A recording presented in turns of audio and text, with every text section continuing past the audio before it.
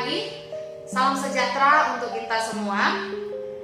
Berjumpa kembali dengan saya, Ervina Sipahutar, calon guru penggerak angkatan 8 dari SMA Negeri 3 Tarutung, Kabupaten Tapanuli Utara. Kali ini saya ditemani oleh Bapak Horas. Beliau adalah guru matematika di SMA Negeri 3 Tarutung. Selamat pagi Pak, apa kabarnya hari ini? Selamat pagi Bu, kalau saya sangat baik. Baik Pak, hari ini kita adakan percakapan pra-observasi ya Pak ya. Sebelum nanti saya akan mengamati jalannya proses pembelajaran Bapak di kelas, atau sebelum saya melakukan proses supervisi di kelas. Adapun tujuannya dilakukan supervisi adalah untuk mengetahui dan mengevaluasi jalannya proses pembelajaran yang Bapak lakukan. Dan kenapa kita hari ini melakukan percakapan pra-observasi?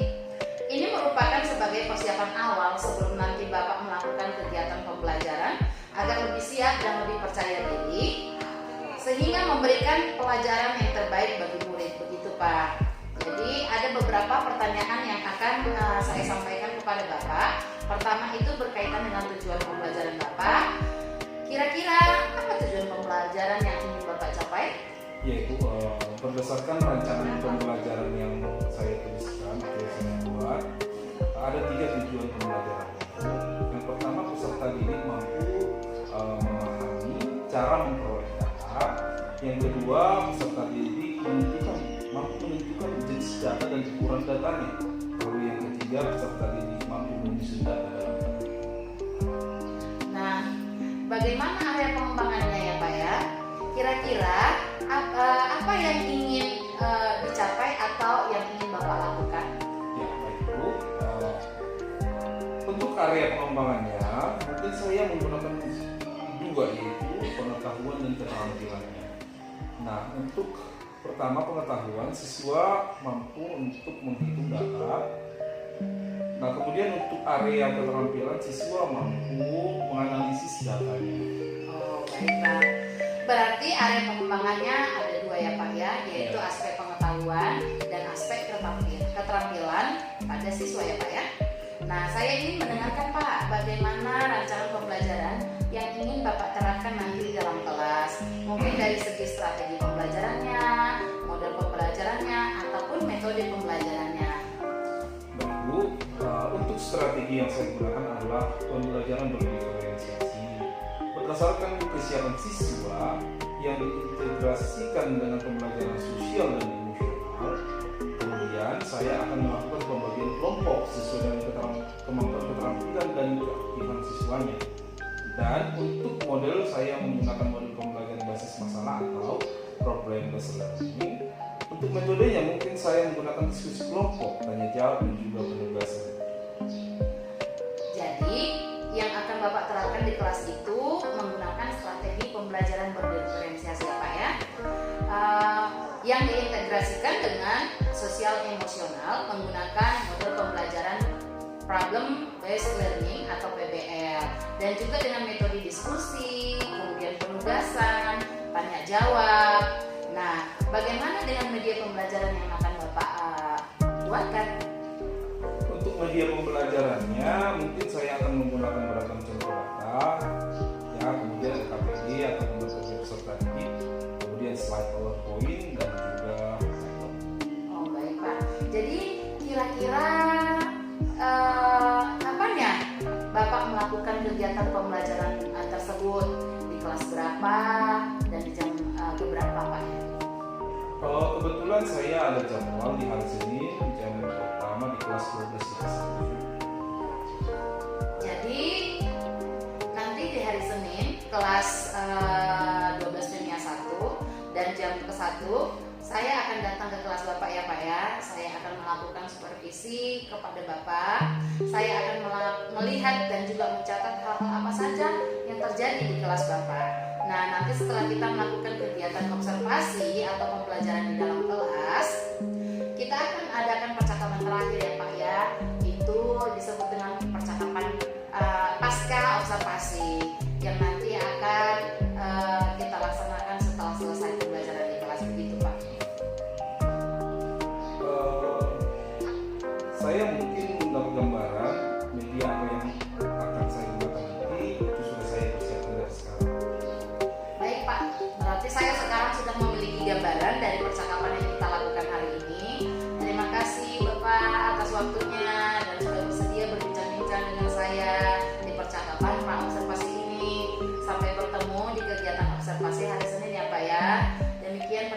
kita hari ini.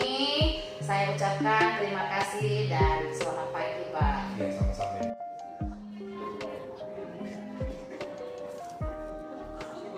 Selamat pagi, Pak. Selamat pagi Bu. Jadi kan kita supervisinya hari ini Oh jadi Bu, jadi. di kelas, kalau boleh tahu di kelas berapa ya, Pak ya? Ini kebetulan kelas 12 IPA 1. Oh, berarti ini kelasnya, Pak ya? Iya. Oke, silakan, Pak. Mari.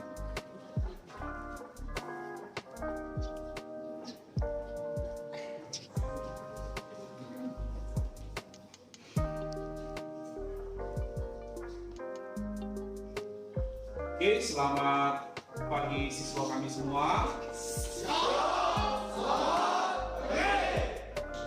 Baik. Sebelum kita mulai pembelajaran kita, yang kita Clara menunjukkan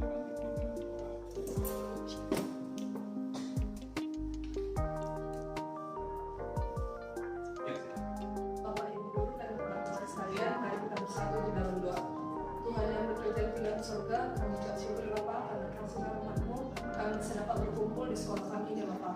Bapak, Engkau tahu pada hari ini kami akan mulai pembelajaran kami. Kiranya Engkau memberkati guru kami, berikan kebijaksanaan yang daripada-Mu ya Bapak, agar dapat mendidik kami dengan baik. Demikian juga ya Bapak, kepada kami anak muridnya, Engkau yang membuka hati dan pikiran kami agar dapat menerima pembelajaran kami hari ini Bapak. Bapak, buat teman-teman kami yang tidak dapat hadir pada hari ini, jika engkau mereka dalam keadaan sakit, kiranya Engkau yang menyembuhkannya. Bapak, banyak dosa yang telah kami perbuat sengaja maupun tidak sengaja, hapuskanlah. Hanya dalam nama Tuhan Yesus Kristus kami telah berdoa dan mengucap syukur kepada-Mu. Amin. ya. Tadi Bapak sudah ada yang present, kita coba diskusi. Untuk ketua kelas ada yang tidak hadir hari ini. Berapa orang?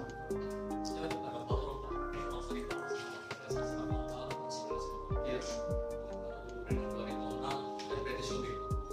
Oh, gitu. Ya, gitu. Terus ya. Baiklah anak-anak kami sekalian, ada pembelajaran kita hari ini adalah tentang statistika.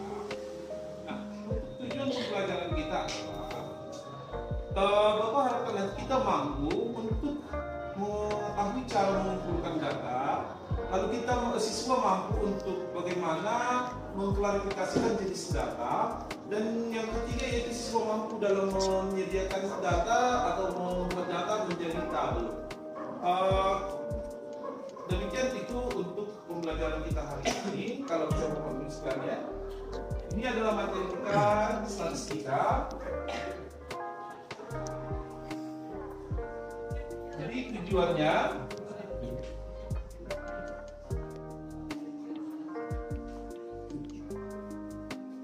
siswa mampu untuk mengumpulkan data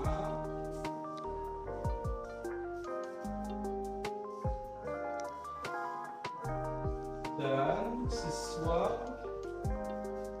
mampu untuk mengklarifikasikan jenis datanya dan menyediakan dalam tabel.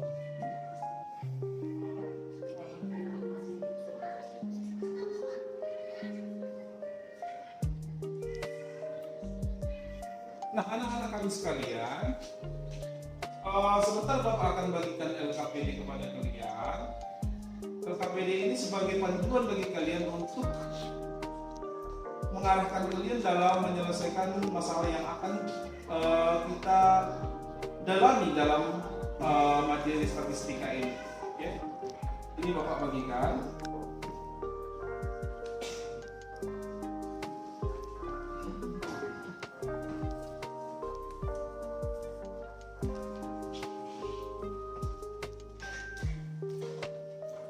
Bisa jadi LKPD-nya. Jadi di situ kalian bisa nanti untuk mengarahkan tahap per tahap untuk menyelesaikan soalnya ya. Statistika. Ya. Ya. Nah, tulis dulu nama kelompoknya, lalu selesaikan tahap demi tahap untuk mengarahkan kalian dalam memahami materi ini.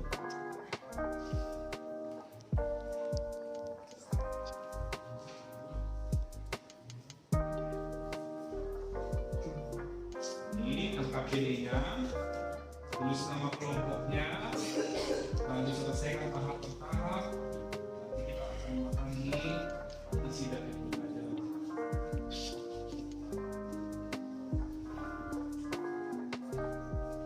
Ya, itu KPD-nya. Silahkan dikerjakan.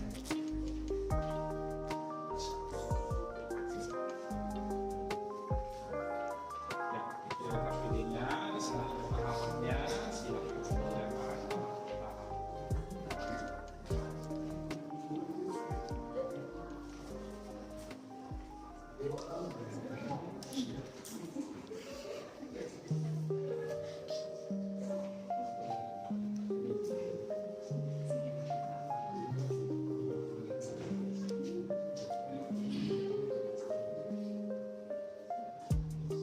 Oke, baiklah anak kami sekalian, kalian sudah kita kasih waktu pelajaran tadi. Nah, saatnya kita untuk mempresentasikan bagaimana kalian menjawab KPD yang Bapak bagikan. Untuk kelompok Larissa, silakan untuk presentasikan hasilnya.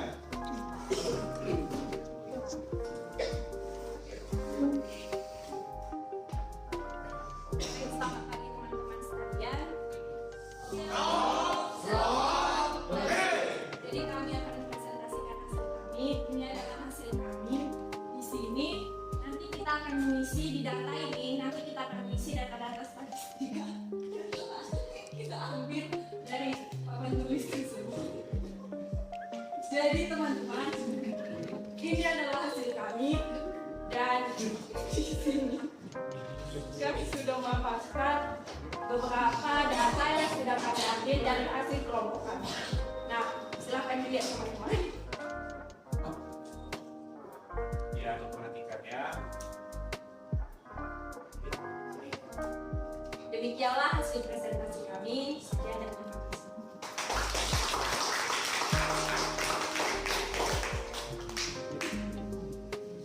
Ya, demikian pembelajaran kita kali ini. Sebagai kesimpulan, dalam mengumpulkan data, kita bisa membagi data menjadi dua bagian, itu data dari satu kelompok kualitatif dan kuantitatif. Dan juga kita dapat dalam menyusun data berkelompok, maka kita akan menyusunnya berdasarkan panjang kelasnya dan juga cakupan datanya.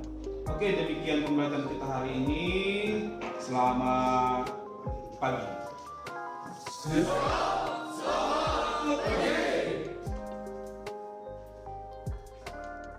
Selamat pagi, salam sejahtera untuk kita semua. Bertemu lagi dengan saya, Ervina Sipahutan, calon guru penggerak angkatan 8 dari SMA Negeri 3 Tarutung, Kabupaten Tapanuli Utara. Pagi ini, saya masih ditemani oleh Bapak Horas Joshua Papahan sebagai guru mata pelajaran yang telah diobservasi pada kegiatan supervisi akademik. Di percakapan pasca observasi ini, saya akan memberikan beberapa pertanyaan kepada Bapak terkait dengan jalannya proses observasi kelas yang sudah Bapak lakukan dengan tujuan untuk mengevaluasi sejauh mana proses pembelajaran yang sudah Bapak lakukan. Untuk pertanyaan yang pertama ya Pak ya, bagaimana nih Pak perasaan Bapak terkait dengan jalannya kegiatan observasi kelas yang sudah berlangsung tadi Pak? Mungkin tadi karena belum terbiasa jadi merasa tegang. Awalnya sih merasa tegang, tapi syukurlah semua berjalan dengan baik. Syukur ya Pak ya, semua berjalan dengan baik. Bisa diceritakan kembali Pak, area pengembangan apa yang Bapak lakukan tadi di dalam kelas? Kemudian langkah-langkah atau tahapan-tahapan pembelajaran apa yang sudah Bapak lakukan di kelas? Mungkin untuk tahapan tentunya membuat perangkat pembelajarannya Bu. Kemudian untuk area pengembangannya pasti area pengetahuan dan keterampilan tadi, di mana untuk pengetahuan siswa mampu menghitung data, sedangkan untuk keterampilan siswa mampu menganalisis data. Oke baik Pak. Jadi yang bisa saya tangkap tadi Pak, area pengembangan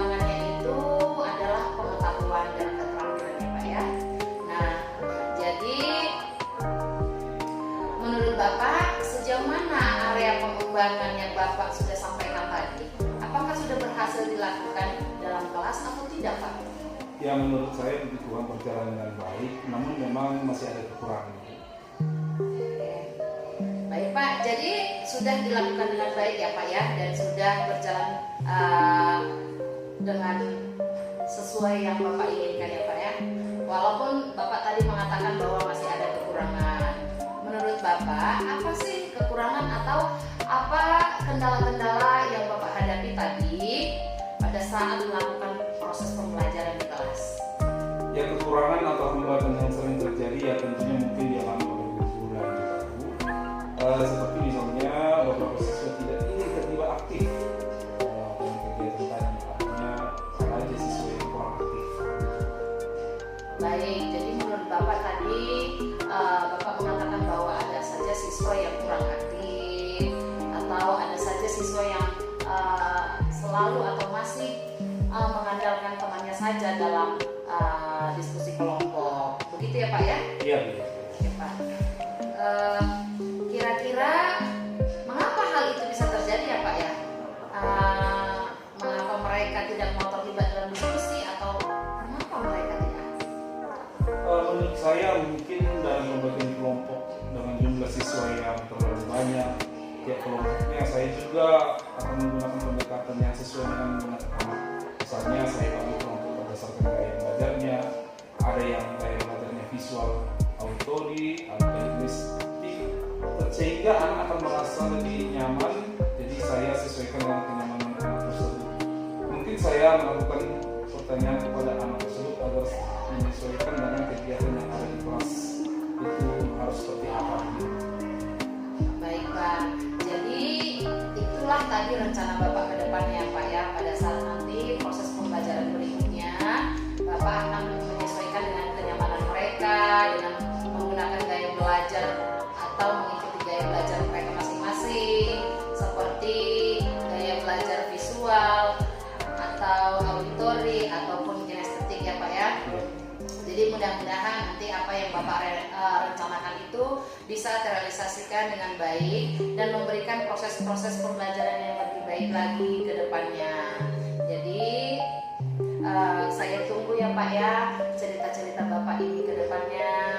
Apakah rencana Bapak ini bisa terrealisasikan dengan baik atau tidak. Jadi kira-kira kapan Pak Bapak mau melakukan perubahan yang sudah Bapak rencanakan tadi? Mungkin untuk waktu tepatnya belum saya tentukan, tapi mudah-mudahan akan saya lakukan secepatnya. Berarti mungkin Pak ini di semester depan ya Pak ya, karena udah tahu sekarang sudah akhir semester, jadi sudah minggu-minggu yang sangat sibuk dalam melakukan penilaian akhir semester ya Pak ya. Berarti itu nanti pastinya dilakukan di awal semester baru, yaitu di tahun depan ya Pak ya. Baik Pak, terima kasih banyak atas jawabannya. Mudah-mudahan apa yang Bapak rencanakan ini dapat terrealisasikan dengan baik.